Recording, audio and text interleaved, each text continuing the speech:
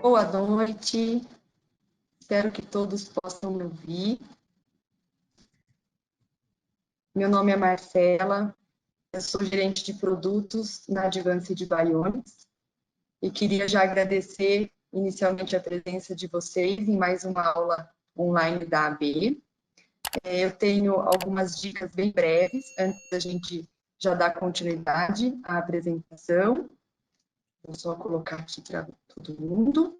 Então, a primeira dica é para otimizar a captação do som. Então, quem puder conectar com fone de ouvido traz uma qualidade melhor no áudio.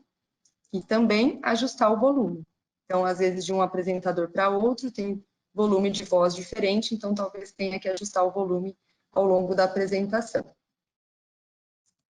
Além disso, à medida que vocês tiverem dúvidas e questionamentos, eu peço para vocês colocarem na aba de perguntas e não no bate-papo.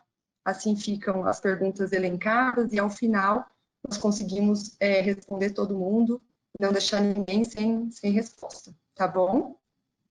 E gostaria de pedir para vocês seguirem o canal da Advanced Bionics Brasil no YouTube, para vocês verem não só o conteúdo depois dessa aula, se quiserem retomar, mas também outros conteúdos que estão lá já online disponíveis, tá bom? Então, o objetivo da aula de hoje é um tema muito relevante, né, que é essa interface entre a programação do implante e a reabilitação auditiva, que é tão importante para a gente conquistar, né, o melhor benefício para o nosso paciente usuário de implante coclear. Então, eu gostaria de apresentar nossas palestrantes de hoje, a doutora Lilian Muniz, que é fonoaudióloga mestre em fonoaudiologia pela PUC de São Paulo, doutora em psicologia cognitiva pela Universidade Federal de Pernambuco, professora associada da Universidade Federal de Pernambuco e membro do Serviço de Implante Coclear do Hospital Agamenon Magalhães e do Real Instituto de Otorrino e Fono, em Recife. E também apresentar a fonoaudióloga Ana Elizabeth Magnata Mauad, que é fonoaudióloga especialista em patologia da linguagem pela Universidade Católica de Pernambuco, especialista em reabilitação auditiva em crianças pela FOB-USP, fonoaudióloga do Ambulatório de Reabilitação Auditiva e de Linguagem do Hospital das Clínicas da Universidade Federal de Pernambuco e membro da equipe de implante do Hospital Agamenon Magalhães e do Real Hospital Português, também lá em Recife. Então, inicialmente, gostaria de agradecer, em nome da Advanced Bionics, o aceite para vocês estarem conosco essa noite. E vou passar aqui a palavra, só um minutinho, para Lilian e para Beth poderem começar.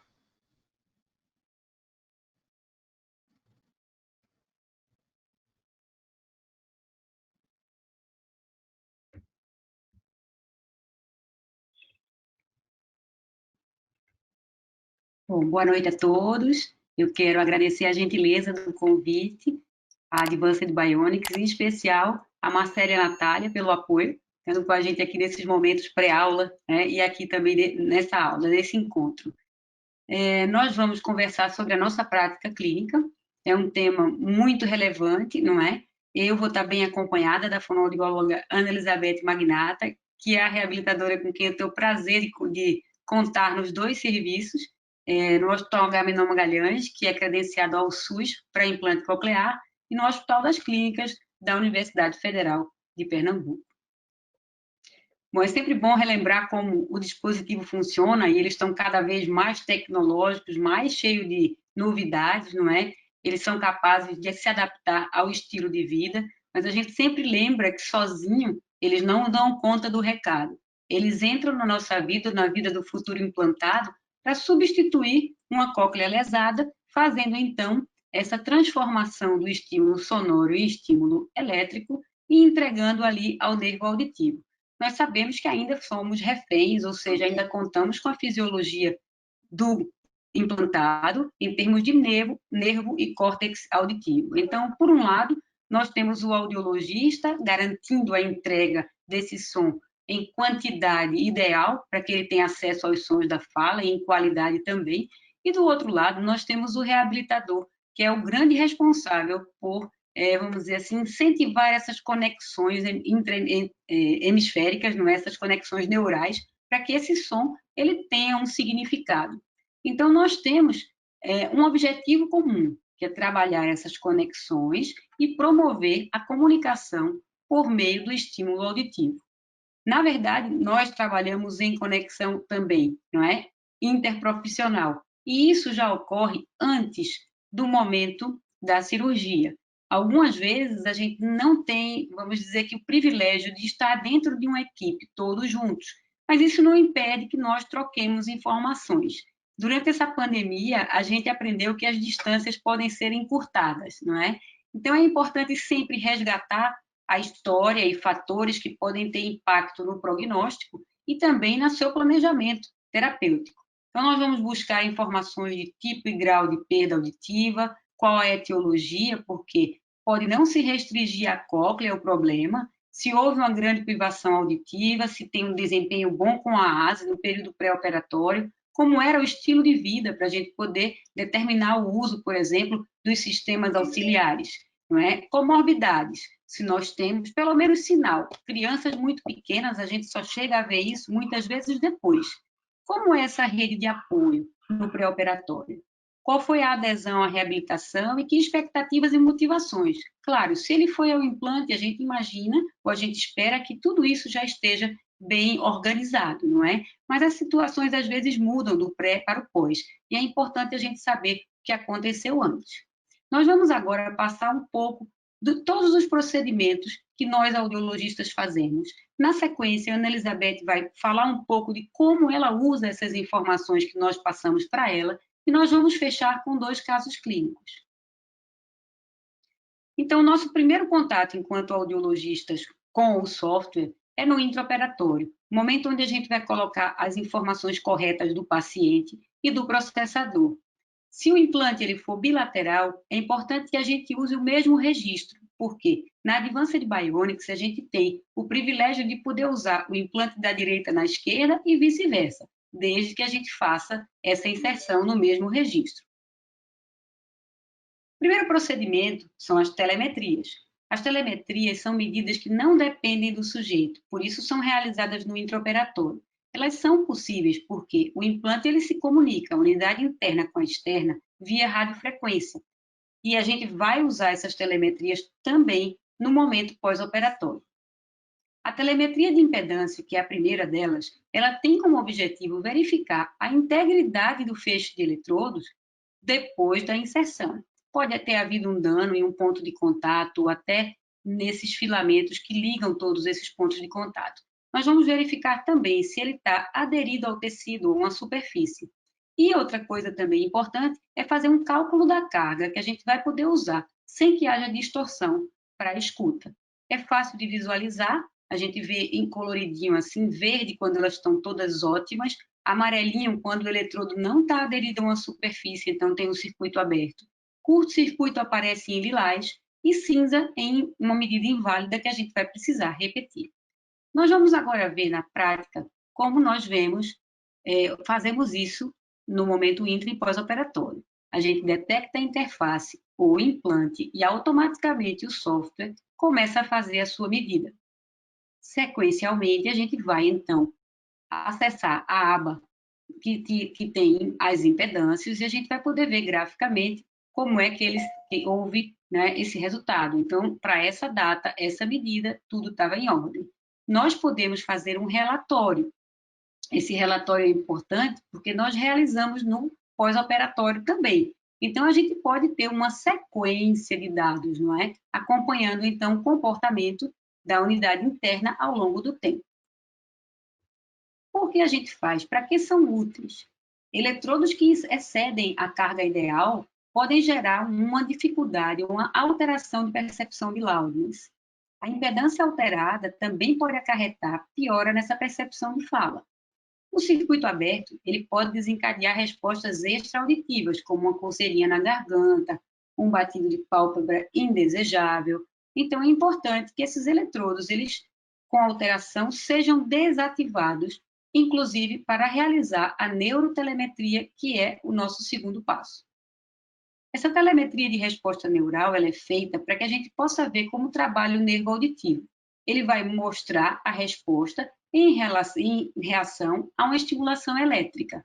A gente vai também medir qual é a menor carga elétrica capaz de desencadear uma resposta reprodutível, um potencial nesse nervo auditivo. Ele aparece para a gente como uma onda parecida com a onda 1 do PEAT tradicional. Vamos ver também agora como funciona. Uma vez encontrado o implante, o sistema vai encontrar e a gente vai escolher qual é o protocolo que a gente quer usar. O do intraoperatório, a gente pode avançar com intensidade maior. No pós-operatório, a gente já tem um cuidado maior. Vamos determinar quantas intensidades nós vamos medir e se vamos com estímulo decrescente ou crescente. Então, começaremos e aí vamos ver como é que essa onda ela se comporta à medida que a gente decresce a intensidade do estímulo. Ao final da pesquisa, e a gente vai escolher também quantos eletrodos, quais os eletrodos, a gente vai visualizar aqui é um círculo cinza maior e vazado, não é? Ele vai marcar para a gente esse limiar. E a gente vai usá-lo no pós-operatório. Vamos ver como ele aparece. Também é possível, para esse procedimento, emitir um relatório e também um relatório de acompanhamento. Então, todas as informações podem ser passadas, não é, em forma de relatório.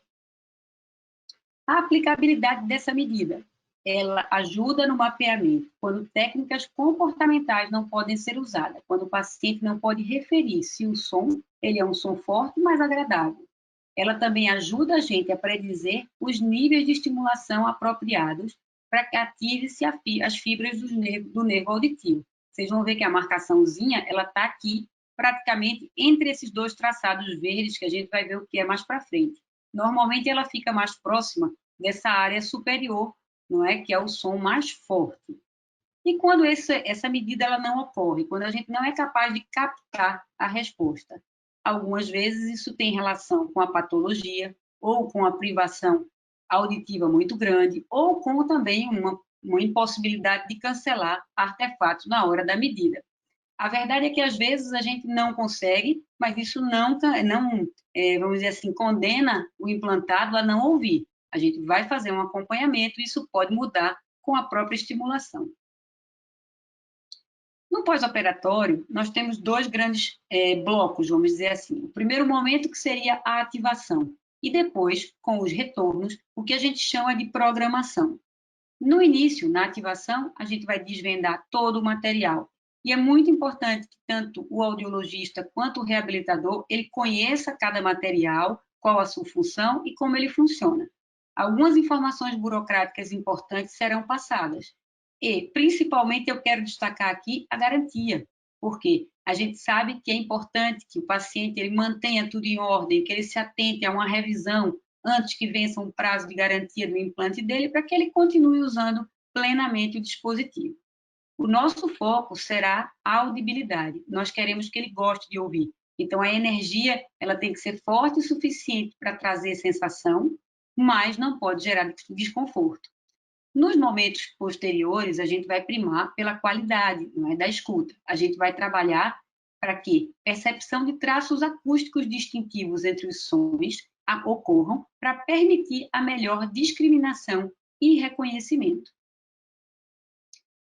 Vamos iniciar escolhendo a estratégia de processamento de som. E o que é isso? É justamente a maneira como o processador converte o sinal acústico em sinal elétrico e entrega ao nervo auditivo via eletrodo. 3 parâmetros do som são importantes. E o ideal é que essa escolha ela conte com esses 3 parâmetros. A gente vai trabalhar com o tempo ou velocidade, a frequência, que é justamente o espectro sonoro, e a intensidade ou volume. Na Advanced Bionics, a gente usa atualmente, não é, as estratégias óptimas. Elas contam com essas 3 dimensões, que trazem uma qualidade ideal e interessante para o som. A gente vai escolher, então, no início, não é? Escolhida aqui a nossa estratégia, a gente vai seguir em frente. Então, resgatando, fizemos a telemetria, tudo do intraoperatório, mas no pós-operatório vamos repetir principalmente a telemetria de impedância. A neural fazemos ao longo do acompanhamento, mas periodicamente. Escolhemos o processamento de sinal. Agora vamos determinar a altura do som ou a área dinâmica. Vamos estabelecer o menor som, menor quantidade de energia capaz de trazer a sensação sonora e vamos estabelecer também a mais forte, mas que seja confortável. Então, não queremos que esse implantado tenha desconforto. Os sons fortes serão comprimidos e os baixos serão elevados para caber aqui dentro desse espaço que a gente chama de IDR. Então, o campo ou área dinâmica que a gente quer é aquele que permita que o paciente tenha uma audição normal ou próxima dos limites normais, sem nenhuma capacidade de ouvir. Isso é o que a gente persegue. Nessa determinação da área dinâmica, nós podemos usar as informações da neurotelemetria, como nós já falamos. Na AB, nós vamos medir o som mais forte, confortável, não é? E podemos fazer isso de maneira subjetiva, pesquisando como numa audiometria convencional, ou o paciente vai apontar e referir como está esse som, ou simplesmente vamos observar também o comportamento, como fazemos numa audiometria infantil, por exemplo. É possível também usar os potenciais evocados e o reflexo, que outrora foi acústico, agora é elétrico. Então, a gente vai pesquisar esse reflexo elétrico, que vai aparecer na tela em resposta a um som forte. Nosso nível de conforto ficará abaixo do limiar deste reflexo. Com essas informações, fizemos o nosso mapa, ou primeiro programa, não é? Vamos agora colocá-los aqui nesses slots. Então, a AB é capaz de armazenar 5 mapas em cada processador. Inicialmente, fazemos programas progressivamente mais fortes, mas, sequencialmente, podemos, por exemplo, fazer um programa especial para fala no ruído e fazer uso de alguns algoritmos que vão permitir que essa escuta se torne mais agradável. Depois disso feito, vamos finalizar fazendo um download ou baixando todos esses programas para o nosso processador. Vamos estimar a carga da bateria, ou quanto tempo vai durar cada bateria, e é uma informação que a gente deve passar tanto para a família quanto para o reabilitador, isso é muito importante. Podemos também fazer um relatório explicativo dizendo o que cada programa tem, qual a proporção que a gente deixou. Podemos também fazer uma legenda personalizada, por exemplo, esse programa é um programa para fala com ruído. Tudo isso é possível. Na verdade, tem muito e muito mais. E se a gente fosse falar de tudo isso, talvez a gente precisasse de muito mais do que meia hora, 40 minutos. Então, já está disponibilizado para vocês, na área onde os materiais estão disponíveis, esse glossário tecnológico da AB, que ajuda a todos, pais, reabilitadores e audiologistas. Então, a gente vê aqui tudo que a gente pode lançar mão. Eu vou passar um filme para vocês, que é bem mais explicativo do que se eu fosse falar verbalmente, oralmente, cada uma delas. Ele é um filme em inglês, mas é um filme que está com legenda, então eu espero que vocês possam aproveitar.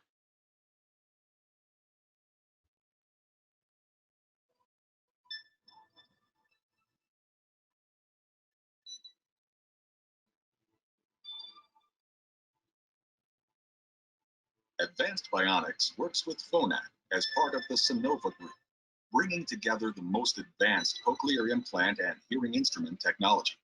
The ComPilot wirelessly streams voices, phone calls, music, and other media from Bluetooth devices. It also provides the exclusive ability to stream media to an AV sound processor and compatible Phonak hearing aids at the same time. In 2012, Phonak introduced binaural voice stream technology with features designed to detect the speech signal and ensure that listeners can hear it clearly for understanding more of the conversation in more listening situations. UltraZoom leverages Phonak dual microphone technologies to take the strain out of conversations by adaptively focusing on voices coming from the front of the listener, while noise from the side and back fades. Wind block technology is designed to reduce interference caused by windy conditions, so activities spent outdoors are more enjoyable for listeners. Duophone is designed for optimal bilateral phone use, enabling a listener to receive a call in both ears for superior sound quality, even in the noisiest situations. Zoom control has been developed to allow listeners to focus on voices coming from either side, while at the same time reducing surrounding noise for improved speech understanding. With Sound Relax, unpleasant or annoying sound, such as slamming doors or clanking dishes, may be reduced for a more relaxing listening experience. For balanced hearing between ears with one touch, QuickSync enables synchronized volume and program changes instantly on 2 processors. Now, for the first time in history, recipients will have access to the combined dynamic technologies of the innovation leaders in cochlear implants and hearing instruments. AB and Phonak deliver unmatched features to help recipients hear more of their world than ever before. Bom, são muitas as possibilidades, é muita tecnologia, e eu espero que tenha pelo menos aguçado a curiosidade para que vocês possam pesquisar e conhecer um pouco mais. Eu vou passar agora a palavra para a Ana Elizabeth, que vai dar continuidade aqui a esse nosso bate-papo.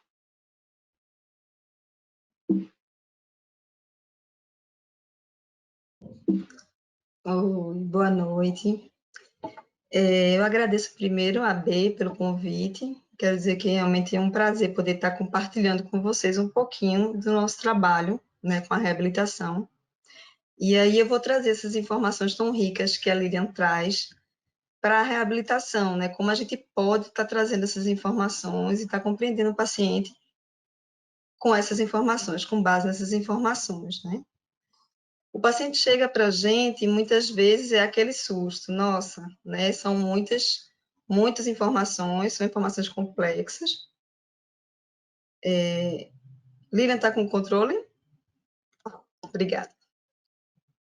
Então, o que a gente faz com essas informações? A gente precisa entender cada caso, como foi seu momento intraoperatório, como foi todo o processo, para a gente compreender como esse paciente vai se desenvolvendo, né? Então, a gente tem que entender para isso cada etapa. Então, a gente começa pelas telemetrias, né? O que elas dizem para a gente, reabilitador?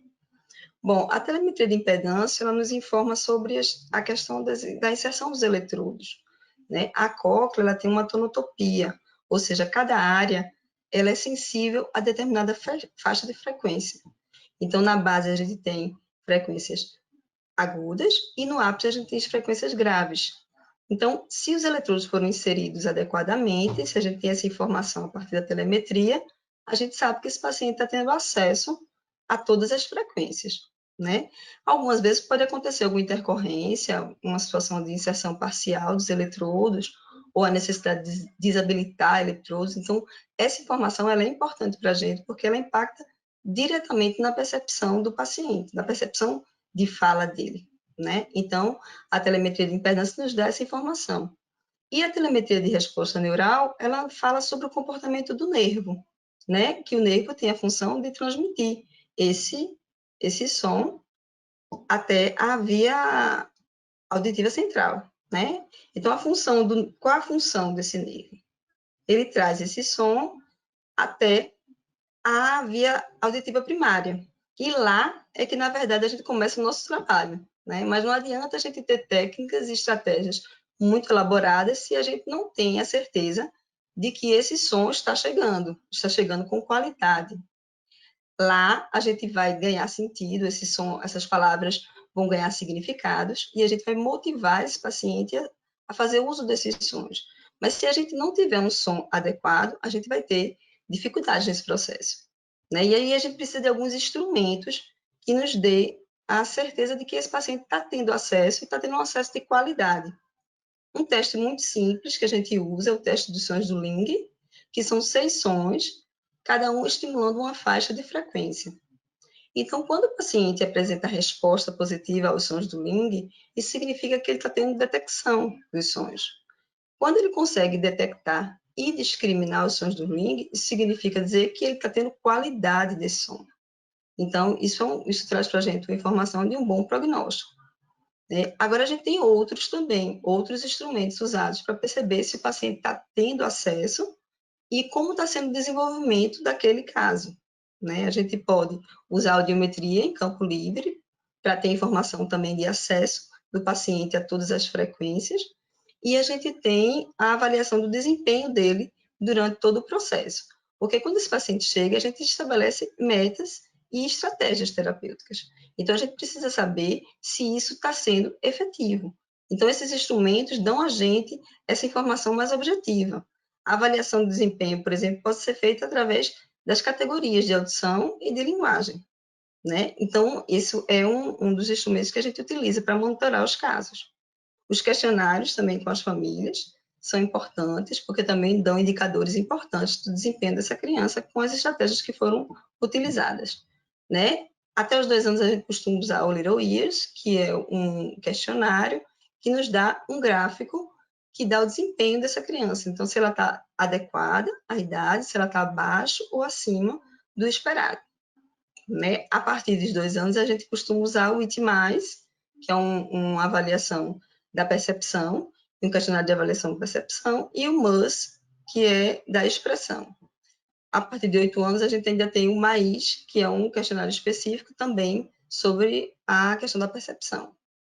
Esses protocolos a gente usa sistematicamente para ir monitorando. Eles servem também de guia para a gente, porque a gente estabelece as metas e estratégias e a gente vai acompanhando esse desenvolvimento do paciente.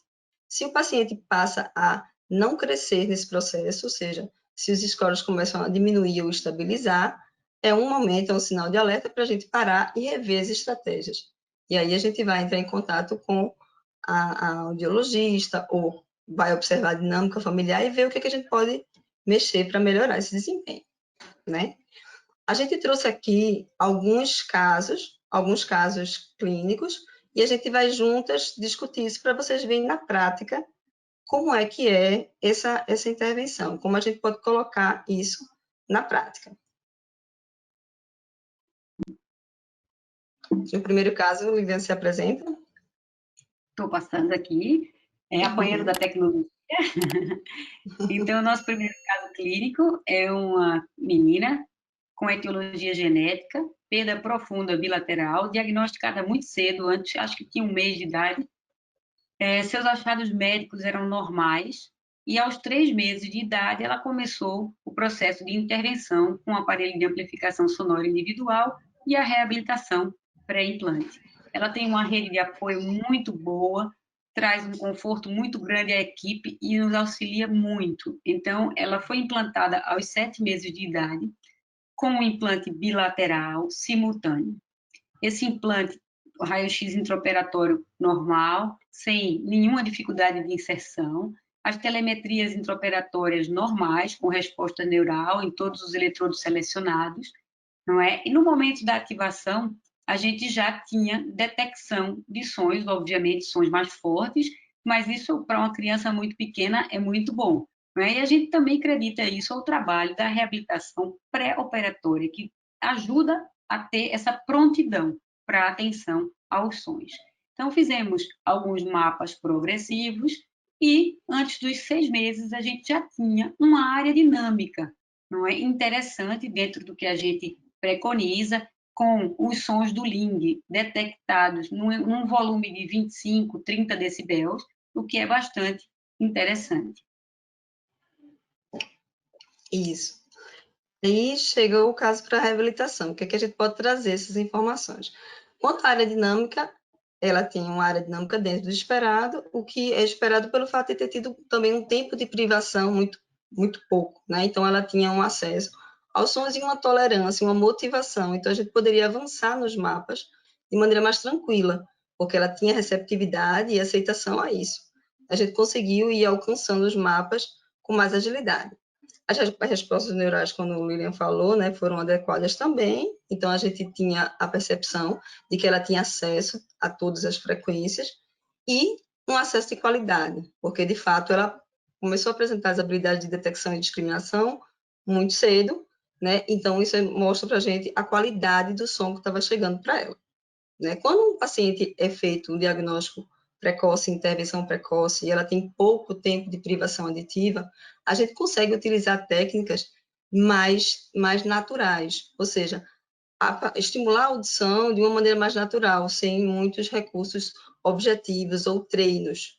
A gente consegue fazer uma orientação familiar e um trabalho em cima de técnicas mais abertas, né? Inicialmente, a gente começa com um contexto fechado, mas rapidamente a gente pode ir para o contexto intermediário e hoje ela já está em contexto aberto, né? Então, ela tem uma escuta mais natural e um trabalho mais natural. O resultado dela hoje, ela está com idade auditiva de 1 ano e 5 meses, a categoria de audição 5, categoria de linguagem 3. Então, significa que ela detecta, discrimina os sons, e ela tem a linguagem, tem fala, faz uso da fala para se comunicar, né? Tem uma idade auditiva igual à cronológica, o questionário do Little Ears nos dá que hoje ela já tem equiparada a idade auditiva à idade cronológica, né? Que é um excelente resultado. Agora, o caso 2, Lilian vai apresentar os dados iniciais. Então, no contraponto ao caso 1, nós temos agora uma menina também com perda profunda bilateral que chegou ao nosso serviço para a primeira consulta aos 3 anos de idade. Então, nesse momento, a gente sabia que não podia perder tempo e iniciamos imediatamente a reabilitação e a intervenção com o aparelho de amplificação sonora individual. Os achados médicos mostravam que ela tinha uma displasia de Mondini, que era pior do lado esquerdo. Ela cumpriu a reabilitação no pré-operatório, teve uma boa adaptação ao AASE, era uma paciente, uma criança receptiva, tinha respostas de atenção, mas só para os sons fortes. Não tinha acesso aos sons de fala, usando o AASE, e a família era participativa em todas as etapas. Então, foi decidido rapidamente o implante dela, logicamente pela questão da idade, e foi feito um implante aos 3 anos e 3 meses, unilateral à direita. O intraoperatório do ouvido direito mostrou uma boa inserção, um raio-x compatível com boa inserção, telemetria de impedância normal, mas a neurotelemetria foi ausente, não é? O que já poderia ser esperado diante da patologia, e passamos então para o momento da ativação. Nessa ativação, sem um indicativo da neurotelemetria intraoperatória, não é? Nós trabalhamos essa área dinâmica e ela tinha detecção para alguns sons. Fizemos mapas progressivamente mais fortes, não é? No retorno, fomos trabalhando essa área dinâmica, mas também tivemos a atenção de diminuir a velocidade de estimulação, já que ela tinha essa ausência de neurotelemetria e possivelmente um nervo que não trabalhava da maneira ideal, que precisava ainda desse estímulo para, vamos dizer assim, melhorar a sua sincronia. Foi dado também um aumento de carga, de pulso, para que a gente pudesse ter esse campo dinâmico mais aberto, né, trabalhar com maior flexibilidade. Ela atingiu esse programa ideal, vamos dizer assim, essa área dinâmica ideal, respondendo para o tom puro em 25-30, após 6 meses de ativado. E nesse momento a gente já via que a NRI dela estava parcialmente presente, mostrando uma melhora dessa sincronia. Após 1 ano e meio, foi feito o implante do lado esquerdo e nós tivemos uma situação muito similar à do ouvido direito, por isso a gente não descreveu aqui. Isso. Nesse caso, a gente vê que é um pouco mais complexo. A gente tinha uma paciente com campo dinâmico restrito, que significa para a gente, em terapia, que essa paciente tem uma tolerância menor ao som, né? Então, ela precisava de mais tempo para que a gente fosse feitas mudanças no mapa. E a gente precisou fazer isso, né?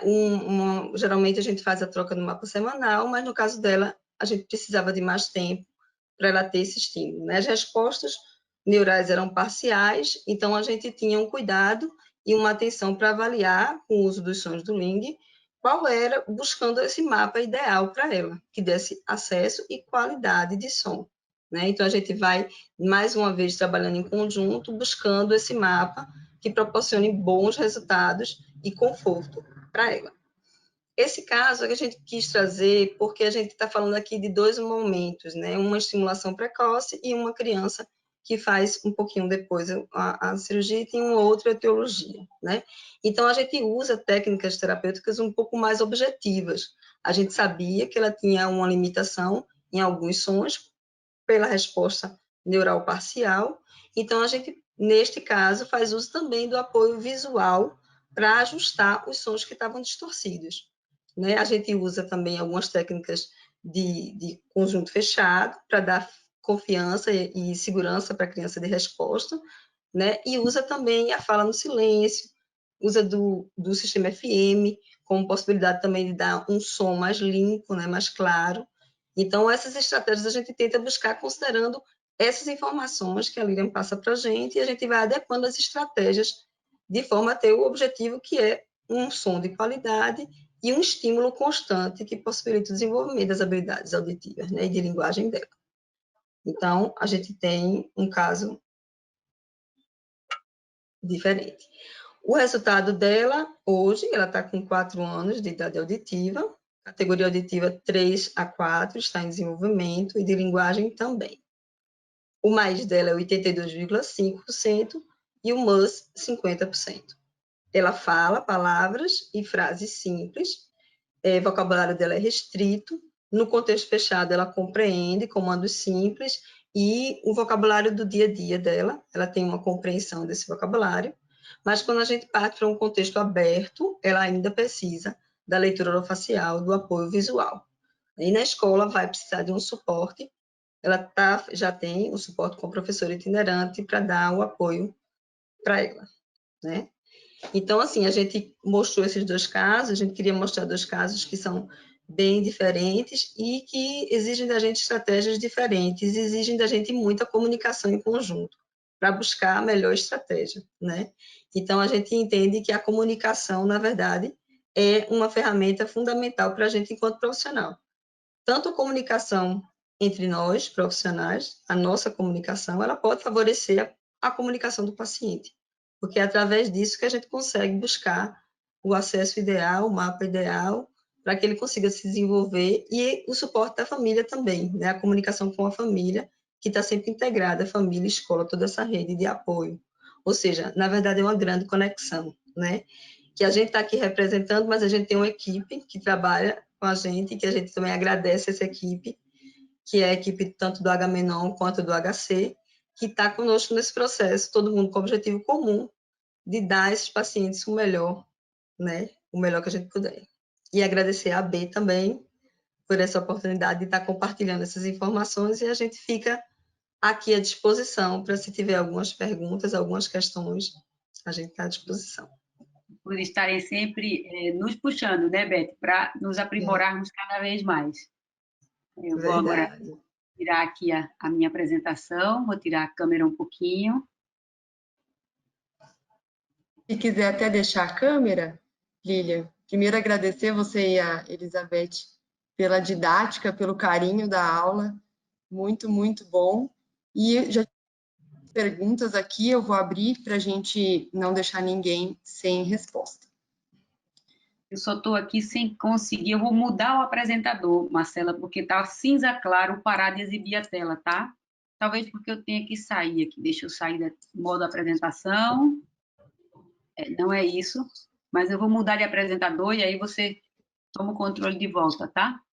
Tá, joia. Alessandra, Advanced Bionics, organizador.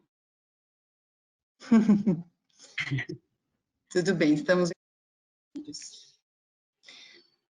pergunta é aqui. Quando a criança demais, são os mais fortes, são indícios de alguma situação relevante no mapeamento ou em alguma... Cortou um pouquinho. Um pouquinho a tua fala. O áudio cortou um pouquinho.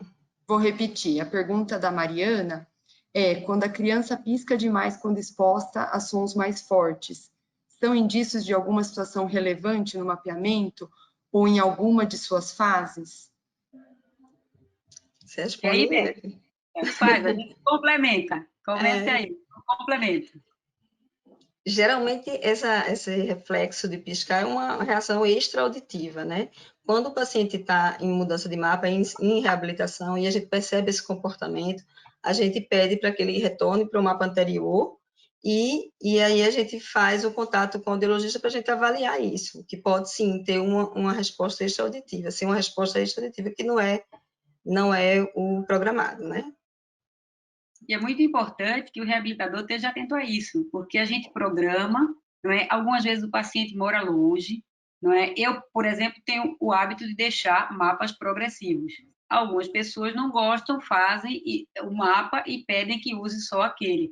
Mas a gente sempre faz esse contraponto e eu digo, olha, Beth, ele está com o programa número 2, ele vai chegar até o 4 é mais forte. A gente diz, inclusive, que ele faça essa passagem junto com o reabilitador, porque é uma forma da gente minimizar ou garantir que ele, num momento desconfortável, ele vai estar com uma pessoa que sabe explicar e sabe tomar uma atitude.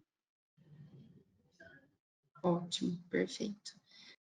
Pergunta aqui perguntando se vocês têm casos de implantados com espectro da neuropatia auditiva e se são casos que tiveram bom resultado com implante coclear. Nós temos casos, né? Não temos muitos casos, mas assim, depende muito do que é que você chama bom resultado com implante coclear. É uma criança que se tornou um pouco mais calma, mais receptiva, sociabilizou melhor, não é? Tudo isso para mim é ganho, não é? Que foi o que aconteceu com o nosso, não é? Mas o outro lado tem que estar muito estável, não é? Porque a gente pode também estar seguindo super bem e no meio do caminho acontece um problema de outra ordem que desestabiliza o processo, né, Beth?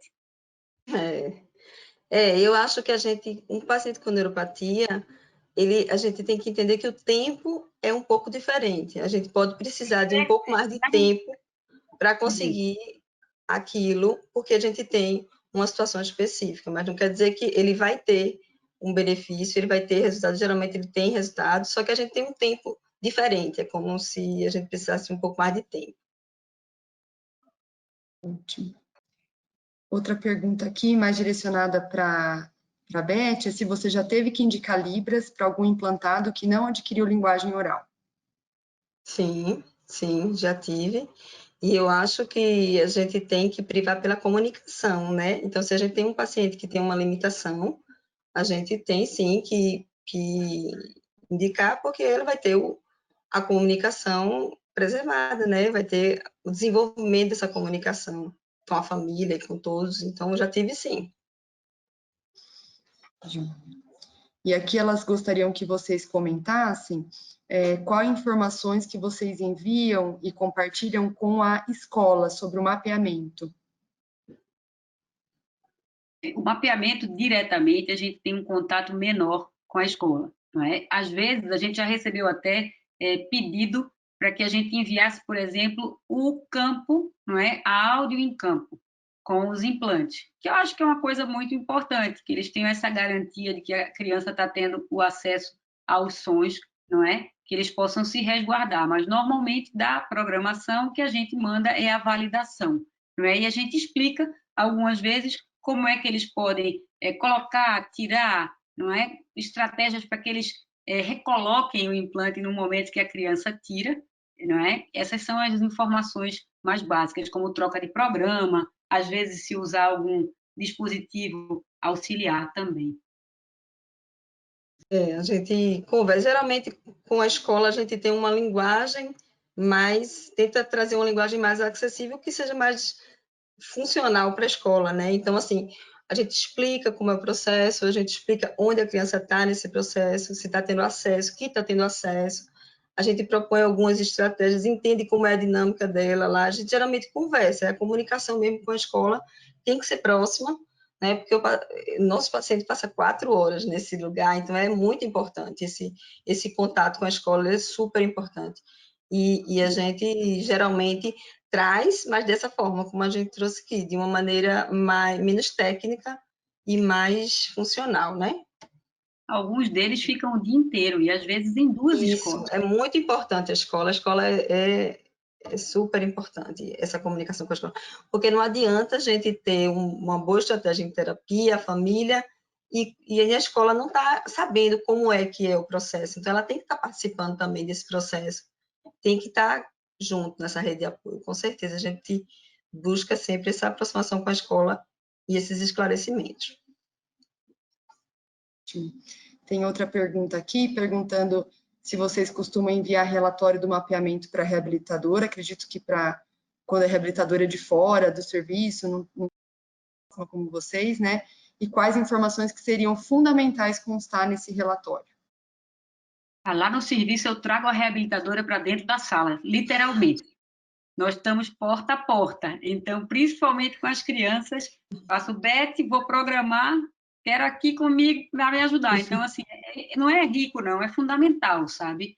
Então, quem não tem essa possibilidade, a gente lança muito mão disso, principalmente para validação, porque as crianças elas estão muito mais habituadas a frequentar a sala de reabilitação que a sala de programação, não é? Quando a gente não tem essa facilidade, vamos dizer assim, esse benefício, a gente normalmente manda informações muito parecidas com o relatório que vocês viram, informações dos programas, para que cada um deles serve, não é? Qual o objetivo de cada programa, informações da quantidade de horas que cada bateria vai utilizar, o campo, a validação daquele programa que ele saiu dali com ele, não é? Então, a gente normalmente deixa um antigo por uma medida de segurança e a gente utiliza normalmente o segundo e já faz a validação para que a gente tenha uma noção de onde a gente está.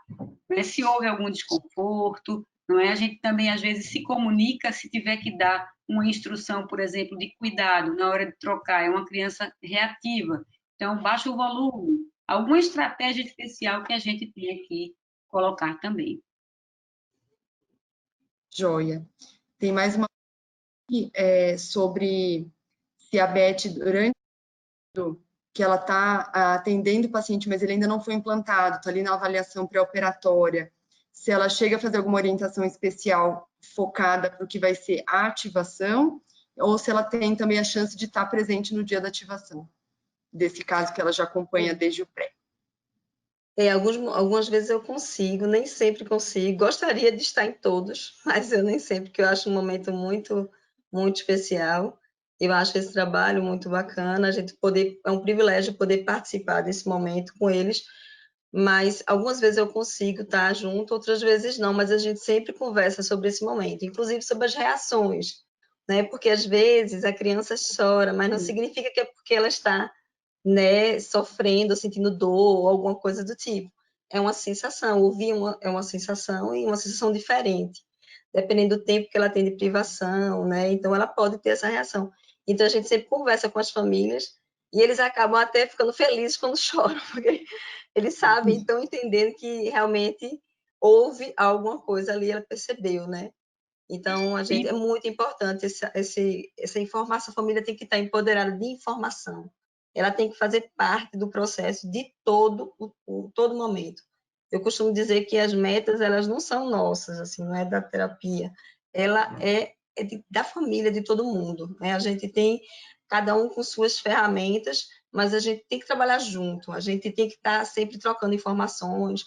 A gente, inclusive, entende, cria estratégia a partir de algumas informações dos pais que colocam também para a gente, e a gente acaba gerando algumas ideias interessantes, e a gente também passa essas informações de cada etapa, porque isso também diminui a ansiedade da família, né? Ela começa a entender o que vai acontecer em cada etapa, e isso geralmente é bem produtivo, é bem bacana.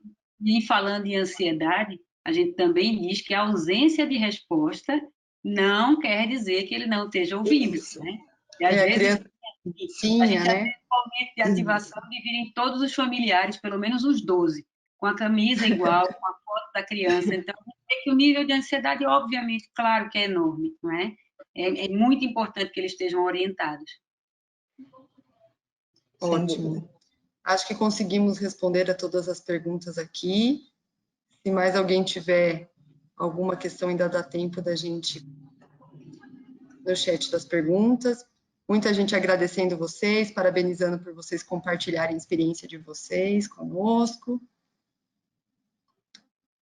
Se vocês quiserem fazer mais alguma consideração, fiquem à vontade também. Por hora, a gente conseguiu sanar aqui as dúvidas que foram colocadas.